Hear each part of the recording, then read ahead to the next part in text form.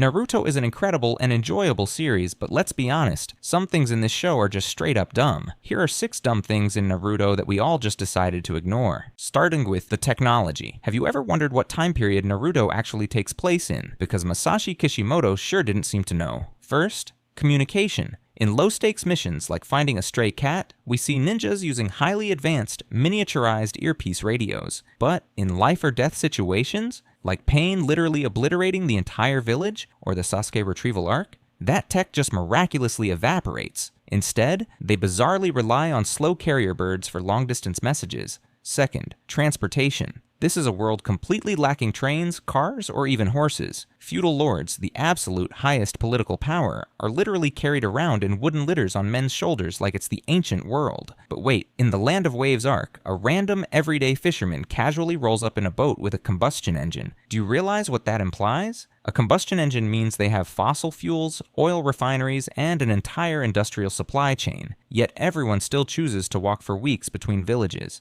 Makes perfect sense, right? And let's not even talk about home appliances. They've had AC units since the village was founded, and advanced security cameras like the ones we saw in the Chunin exams and Orochimaru's hideouts. Yet, with all this electronic luxury, the world still largely operates like a primitive feudal society that relies on throwing stars and paper scrolls. The next dumb thing is Konan's 600 billion paper bombs, or as I'd like to call it, the moment the laws of physics begged for mercy. Let's talk about the chakra void. Even if we accept that Konan can create paper using her jutsu, the sheer amount of chakra required to manifest 600 billion physical objects, and then prime each one with explosive energy, is beyond comprehension. We are talking about a chakra reserve that would make the Ten Tails look like a AA battery. But here is where the science completely shatters. Konan confidently states the explosions will last for 10 minutes straight. That's 600 seconds. That is 1 billion bombs detonating every single second. This isn't just a big explosion. A billion bombs a second for 10 minutes isn't a tactical strike. It's a sustained 51 megaton Zarbomba session. The kinetic energy and heat generated would create a literal chimney of superheated plasma that should have vaporized the ocean, the land of rain, and Konan herself in the first 3 seconds.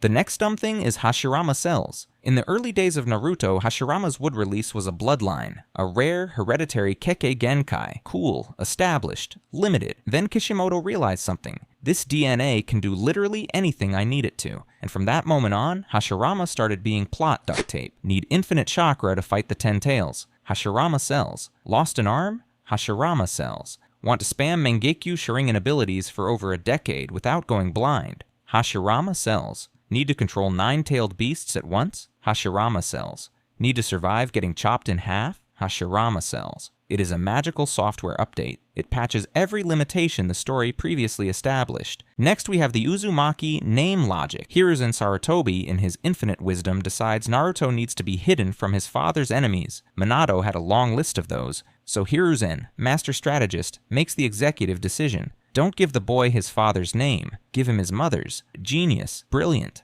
Right? Except his mother's clan, the Uzumaki, been genocided. So Hiruzen's protection plan was to take a vulnerable orphan and slap on him the surname of terminated clan on the continent. That's not hiding him. That's gift wrapping him. And let's talk about the disguise. Naruto is a spiky blonde, blue-eyed boy who appears in Konoha the exact night the spiky blonde, blue-eyed 4th Hokage dies, sealing the Nine Tails into a newborn. His mother, the previous Jinchuriki, an Uzumaki, also dies that same night. And we are supposed to believe that no foreign spy, no enemy agent, no remotely literate intelligence officer in any of the 5 great nations ever connected those dots. They just looked at the blonde Uzumaki child appearing the morning after Minato's death and went, huh, weird coincidence. Next we have Haku's Lightspeed Mirrors, the Land of Waves arc, Team 7's first real fight. Haku traps Sasuke and Naruto inside a dome of ice mirrors, then proceeds to ricochet between them, throwing Senbon needles at angles no human eye should be able to track. Cool fight, iconic moment. We move on. Then the first databook drops, and it casually informs us that Haku was moving between those mirrors at the speed of light. Light speed? 300,000 kilometers per second. If Haku is truly engaging in physical combat at light speed, then 12-year-old Genin Sasuke, fresh out of the academy, 2 weeks into his career, reacting to and eventually intercepting light speed attacks. And Naruto? Sure, the shock, triggered his KN0 initial Jinchuriki state, flooding his system with Feral Ninetales chakra to heal his wounds and exponentially boost his speed. But even a Demon Fox battery pack shouldn't let a 12-year-old physically punch a photon out of the air. So either Haku is only moving at light speed as a massless optical reflection, and drastically decelerating to normal supersonic speeds the exact millisecond he steps out to strike, or every Genin in this universe has reflexes that should make Madara, Kaguya, and the Otsutsuki gods look like they're moving through wet concrete. And finally, Neji's dumb death, Neji Hyuga, genius of the Hyuga clan, the kid who pushed Naruto to his limits in the Chunin exams and gave us one of Part 1's best fights. Then Shippuden starts, and Neji vanishes. For hundreds of episodes, this self-described prodigy contributes essentially nothing, relegated to background duty until Kishimoto remembers he exists, and the moment he remembers him, it's only because he needs a corpse for Naruto's character growth. So Neji shows up in the war, and he dies. How?